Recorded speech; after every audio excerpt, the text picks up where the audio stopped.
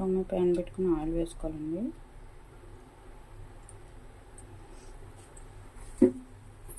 Oil వేసుకున్నాక కొన్ని ఆవాలు వేసుకోవాలండి.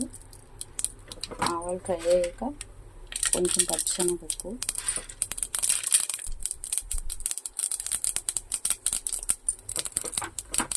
కొంచెం జీలకర్ర, 2 ఎండుమిరపకాయలండి.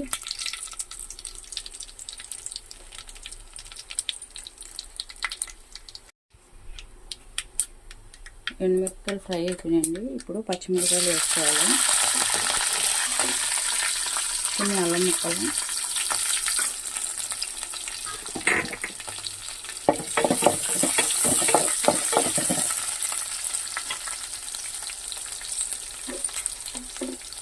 కొంచెం కరివేపాకండి,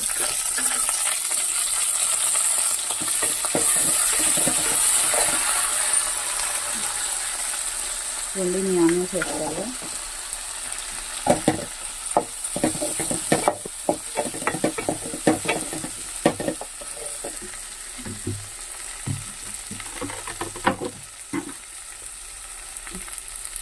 ఇది టేస్ట్కి తగినంత సాల్ట్ అండి.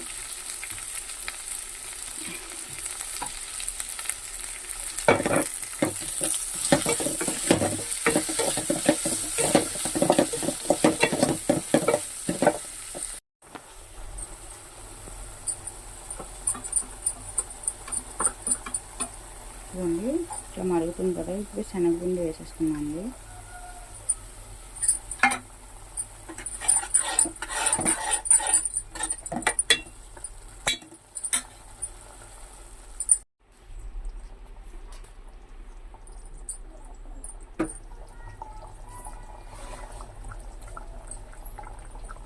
ఇదిగోండి రెడీ అయిపోయింది మన పూరీ కర్రీ. ఇప్పుడు దీనికి కాంబినేషన్గా పూరీలు చేసి చూపిస్తానండి మీకు అండి. ఒక బంగాళదుంపని ఇట్లా మెత్తగా స్మాష్ చేసుకోవాలి. ఇది వేసేసుకుని ముక్కలుగా ఉన్న బాగానే ఉంటుందండి, కావాలంటే మెత్తగా అయినా చేసుకోవచ్చు.